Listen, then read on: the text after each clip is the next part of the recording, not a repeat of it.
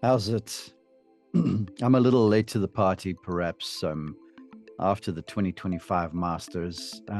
But to be very honest with you, after traveling home on Sunday night after our Amen Corner coverage, it's just been honestly a myriad of emotions. And I got home and there was a lot of stuff on the go and a lot of post round interviews, post tournament interviews, I should say. And so um, I'm stealing a moment now before travels to Hilton Head just to sort of unpack this Masters a little bit with you and share some lessons that we can all learn from what was honestly an incredible week, one for the ages, as far as I'm concerned.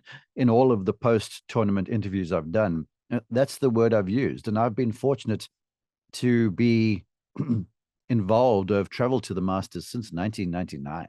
And I've seen some stuff, and I've been part of the broadcast there for Amen Corner and such since 2018, I think it is, 2017. So it's been a long time. And this Masters with Rory finally completing that Grand Slam was honestly incredible. And I know I'm supposed to be unbiased as a member of the media, but I've been on hand to watch this young man go throughout his career to where he is now. And I've seen the super highs when he was dominant and the super lows when he would blow some events. Of course, I think one of the most memorable ones and the one that might have stung the most was the US Open last year. But kudos to Rory for getting back into the saddle. So I want to start there.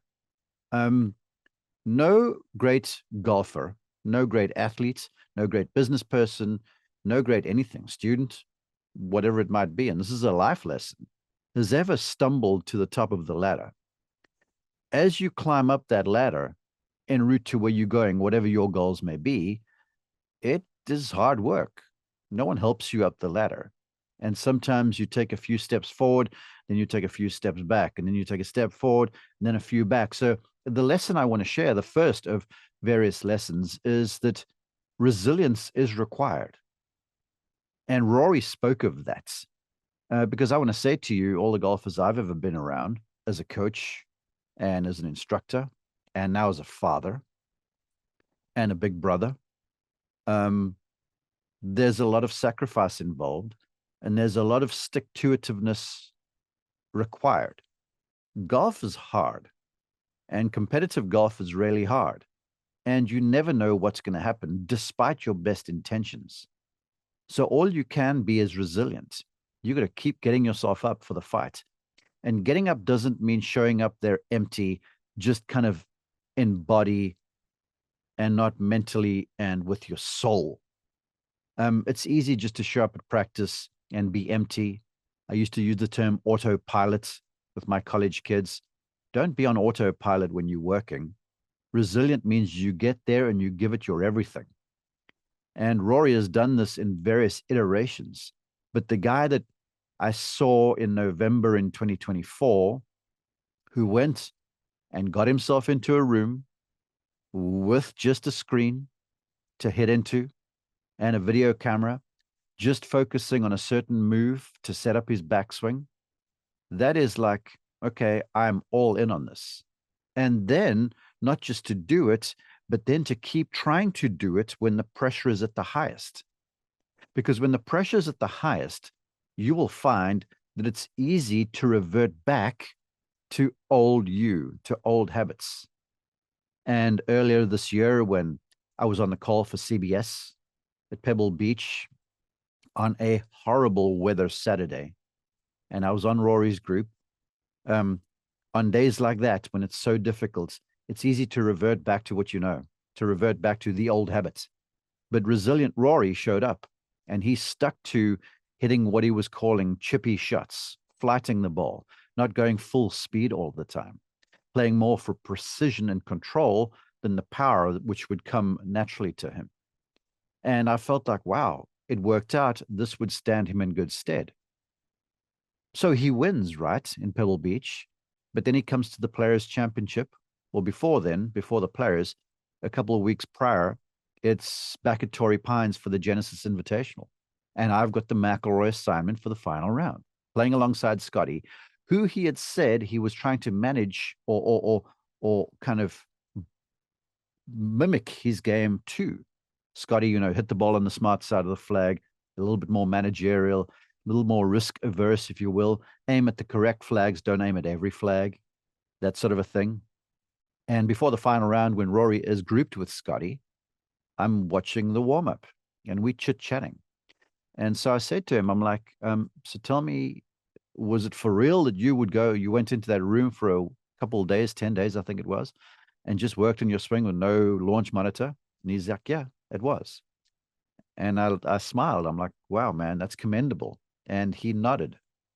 And then I looked at him as he was hitting shots and I said to him, so how hard is it to stick to this thing where you are hitting flighted iron shots more, not full bore with every club? If he's in between clubs, he used to go for the hard high one. Now it's more like slightly smoother control of flights. And his response was, it's against my natural impulse, but I'm sticking to it. There's that resilience thing. Then I looked at Harry and I was like, so how's it going? And Harry goes, he just smiled and he goes, we're sticking to it. So my first lesson to you for golf, whether you're playing tournament golf or club golf, if you want to achieve your goals, you're going to have to be resilient and you're going to have to stick to the task at hand. Don't be the person with your head on a swivel looking around for the next secret. If you figure out what you got to do and you are convinced about this, because conviction is kind of the secret sauce. If you're convinced about this, keep doing it. No matter what happens, there will be ups, there will be downs. That's a guarantee. Take that to heart. Embrace the fact that there will be ups and downs. Everybody faces them. Nobody is immune to the downs. As I said, you don't fall to the top of your ladder. You climb. And you might take a step back, but keep the focus, keep climbing. And Rory was rewarded with the victory at the Masters and the achievement of the career Grand Slam. But that resilience thing, it didn't come easy.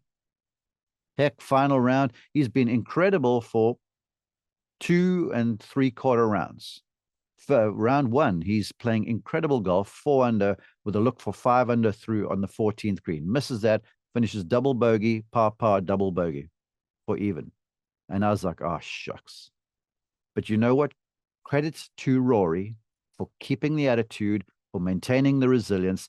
He comes out the following day, has that banner start. He makes 6 threes in a row, a Masters record, shoots 6 under, backs that up on Saturday with a 6 under round.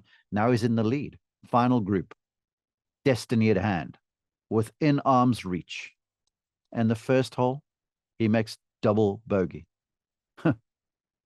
Speak of having to be resilient, be averse to adversity.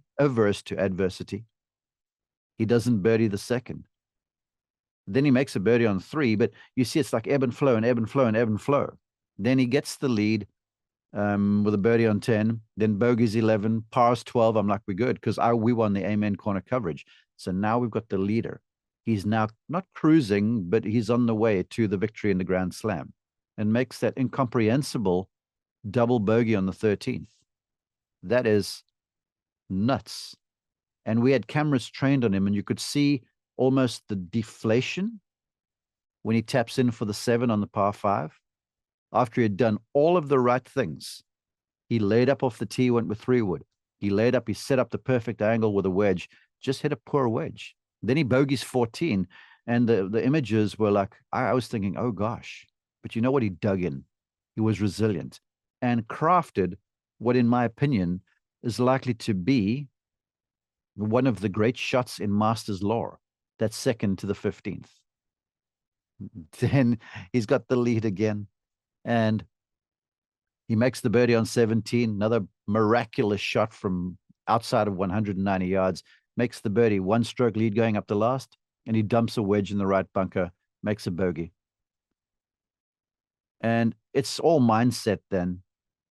And credit to Harry for saying to him, hey, man, if I'd said to you on Monday morning of this week that you were going to be in a playoff on Sunday afternoon, you would have taken it. And Rory was like, yeah, let's go do work. And he did, and he wins the Masters with a birdie. That's all resilience. It's all mindset. It's all getting back up. Golf is going to punch you down, get back up. Golf is going to entice you. There's going to be temptation to try something else. If you know you're on your right track, stay where you are. Be true to what you're doing. Be resilient. Adversity will come. I guarantee you this. If it happens to the generational golfer of our age, it's going to happen to you. But be a big boy or a big girl about this. You can do this. So the first one is resilience. And it's something I noticed, but Rory spoke of it afterwards. He said, I showed myself I was resilient. The second point is practice. Now, look, this is trite, and you're probably going, okay, Mark, I know I've got to practice. But I just want to quickly put this into context for you. Again, when you practice with complete engagement, not just blind hitting balls, focus, intent, purpose-driven, please. But I want to say this to you. I saw the world's #1 golfer in Scottie Scheffler have a couple of extended sessions after his round late into the evening. In fact, the one evening, Scottie was the last guy on the range. This is a guy who is credited for his incredible ball striking. He closed the range one evening. So if the world's #1 golfer does that, I don't see how you're expecting, or I'm expecting, or anyone's expecting to just suddenly get better. Practice. It's real, but not just hitting. I'm talking about focused, intent-driven, purpose-driven practice. Bryson DeChambeau, credit to the guy, man. He didn't have his best stuff, but every day, man, he wore out that range. Further along the track, Max Homa, who's been in a desperate slump by his standards, worked hard, hit as many balls as anyone there, and was credited with a really good result. So you have to practice. You cannot skirt that. And practice can come in many different forms. But I would advocate that you start to find something you're going to work on and stick to that, not just for a day or two, stick to it for a while. All the greats have. Once you've identified who you are, what you're going to do, then you do that. In fact, the one evening after Scottie really struggled and he was out there with his coach, Randy Smith, who's been on this podcast, incidentally, go check it out wherever you get your podcasts. And Randy was asked afterwards, what did you work on? And Randy goes, fundamentals, fundamentals, fundamentals. Not some glorious new sudden quick change thing. No, it's just continuing to galvanize the things that you know, your fundamental things that are important. So practice, it's crucial. If you were paying attention, you would have seen how hard these guys work. Because golf is that cool thing where you have it for a minute and then you don't. It's this never-ending journey. And it gives you glimpses of this, of your golfing heaven. Then it plummets you to your golfing hell. But you know what? This line to wherever your goal is, which is not linear, it's very inconsistent. As long as it's trending up, you're doing good work. Just a reminder, practice. I do want to talk too about shot selection, which is something Rory has now changed, and it's something Scottie Scheffler does very well. If you watch Scheffler play rounds of golf, he never misses on the soft, on the weak side of the flag. He never short sides himself. If it does, it's a complete misstrike. Ordinarily, he will always play to the smart side of the flag. And being on the amen corner coverage, we cover holes 11, 12, and 13. 11, historically the hardest hole at Augusta National, water down the left. I want to tell you that hole played hard. Averaged almost a quarter stroke, maybe more, over par for the week. So 4 was a good score, right? And with a wind out of the right-hand side, water down the left, where do you think every professional was missing the approach shot? There were very few balls in the water this year. One was very costly to Bryson in the final round.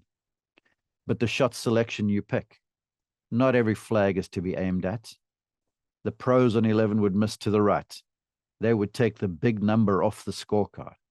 Then on 12, 2 back right flags, very few guys went at that flag with any sort of adverse conditions. They'd hit it over the middle of the bunker at the middle of the green. Shot selection. Hit the ball to the safe side of the flag. Eliminate the big number by doing that. and you will find your scores will plummet. If the golfer at the highest level does this, then us golfers at every level should do it too. Golf is riddled with temptation. Life is riddled with temptation. And seeing a flag sitting right there and you're only 100 yards from it, and you're like, I'm going to make birdie now. You just missed that on the soft side, on the dangerous side of the target, where there's not a lot of room and you short side yourself. All of a sudden, what was looking like potential birdie is now potential bogey or worse. And I'm a firm believer in the fact that low scores happen by a big number avoidance and bogey avoidance if you're a good golfer. If you make a bunch of pars, you're going to be a really good player. In fact, if you had said to any one of the chase pack on a very difficult day like Friday there, you'd take 18 pars, they would have bit your hand off to get it. So par is a good score. Par is going to do you no harm. Statistics show that the leading golfer on the PGA Tour makes 4.5 birdies on average around. So you're not making as many birdies as you think. So play for those pars. Let the golf course come to you. You will have your good runs, you'll have your bad runs. But if you get in the discipline of selecting the correct shot, a la Scottie, now a la Rory, who's trying to emulate Scottie to a certain extent, you're going to avoid the big number. Rory didn't, which happens, but his birdie production was good enough. But still, I saw a guy who was sticking to the plan of hitting the correct shot. Not necessarily the good shot, hitting the correct shot. Then another point I want to make is that, you just got to be brave. You got to be courageous. If you have a goal that you want to achieve in life and golf, you got to be able to be like, I'm up for this, because you're going to be nervous. When you have the chance to achieve whatever this goal is, you will be nervous. It's a guarantee. You can't avoid those feelings. What you can do is mitigate some of the feeling of it by proper breathing. I use the NeuroPeak Intel belt to practice diaphragmatic breathing. Most golfers on the PGA Tour do. You can do it by visualization. You can do it by not projecting. And your mind will wander. I'm telling you, I'm not saying to you, you can't not think about. Rory was not thinking about, he was trying. It's not like he was just not thinking about winning the green jacket when he got close. I guarantee you he probably was. But what he would do then was go back to his tool set to help him to focus on the job at hand, to stay present. And if you stay present, then it's easier, in my opinion, to be courageous. Because oftentimes these figments of our imagination are the things that make us dread. They make us anxious at times, even sometimes fearful, especially on the golf course. So if you be present and you stick to your task at hand and you keep pulling yourself back to where your feet are, it'll be easier to be courageous. I did a podcast. I have a podcast called The Greater Call, and it's lessons from legends of our faith. And my favorite Bible hero is David, who slayed Goliath. And if you've ever watched the show, The House of David, David, before he goes onto the battlefield, little guy, shepherd with a sling against a giant with armor that's immeasurable and a spear that's twice the size of David. David's asked, aren't you scared? And he goes, yes, I'm petrified. But I'm going to do what I'm going to do now. I'm going to be brave. I'm going to be courageous. And for you to achieve that goal, for you to win that tournament, whatever it is, there are going to be times when you have to be courageous. Most times it's the night before where you start projecting. That's fine. That's normal. Pull yourself back. Use your toolkit to help settle your nervous system. And when you get there, you're going to be nervous. Nerves are good. Nerves, I say to my daughters, I'm like, when you feel that funny stomach, that feeling in the pit of your stomach, I call that super juice. That's adrenaline. That's your body preparing itself. And your body can go two ways, fight or flight. Either way, your biology reacts the same way. So it's going to happen. It's how you designed. Choose fight. Choose courageous. Choose brave. over flight. I'm scared. I don't want to do this. What if? There's what ifs to everything. The people that won were the people that got back up, and the people that looked at the what if and said to themselves, it's possible. I'm going to now do this. You might fall short at the end, but it's better to fall short trying in comparison to fall short giving up or fall short not trying. I've said it multiple times throughout my coaching career that I always believed that if you played the last 3 holes for a good golfer at under par, for an average golfer with a few pars, for a bad golfer with a few bogeys, if you just play your final 3 holes well for your level of the game, you're going to overtake people, because a lot of people stumble as they get close to the line. Rory was trying, but he came through in the end. Look at Justin Rose. He surged to the end, and it nearly worked out.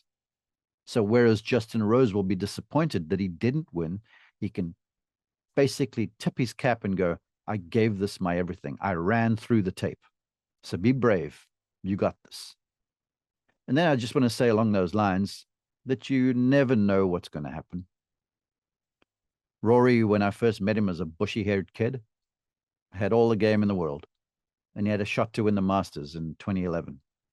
And he blew that. And everyone thought that this young man's he's going to win multiple Masters. Well, he didn't. And then all of a sudden the conversation was, is Rory ever going to win? And I'm sure Rory at times thought, am I ever going to win?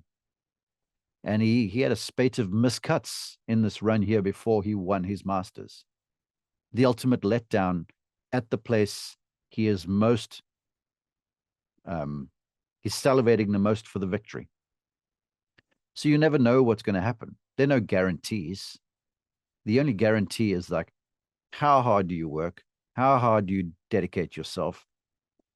How much focus do you put into this thing?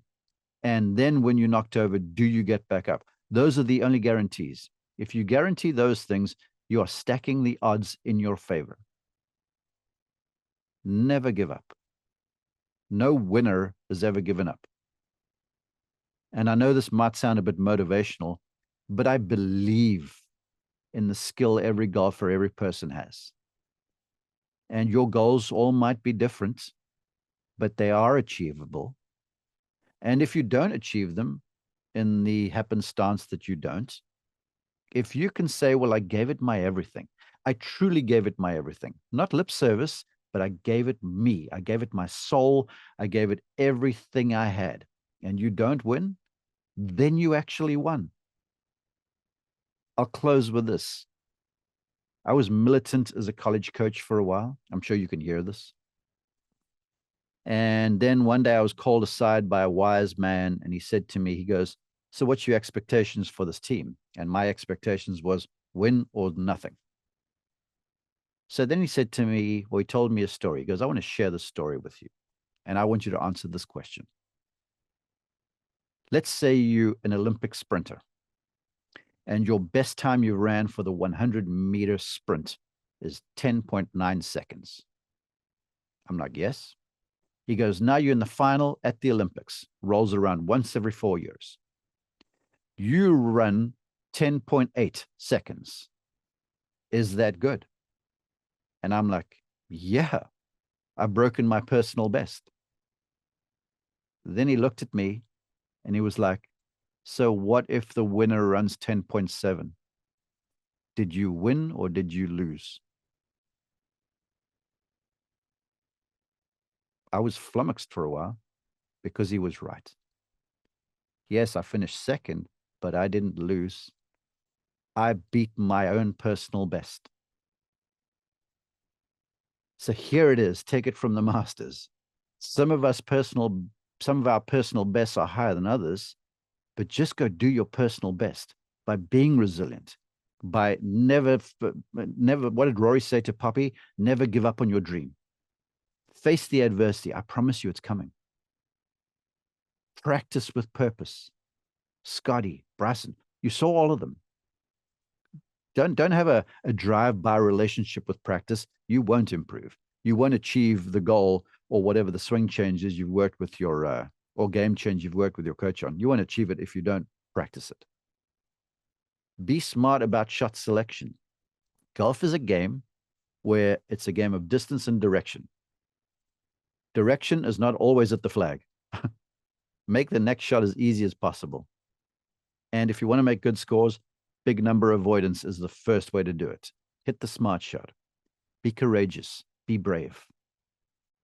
There will be adversity. Stand up. Straighten up your crown. Take a few deep breaths. Remind yourself you've done the work. Remind yourself you belong. Hit the shot, and wherever it lands, go and hit it again. Do the same process. Rinse and repeat. And then just as a final reminder, never, ever give up. You got this.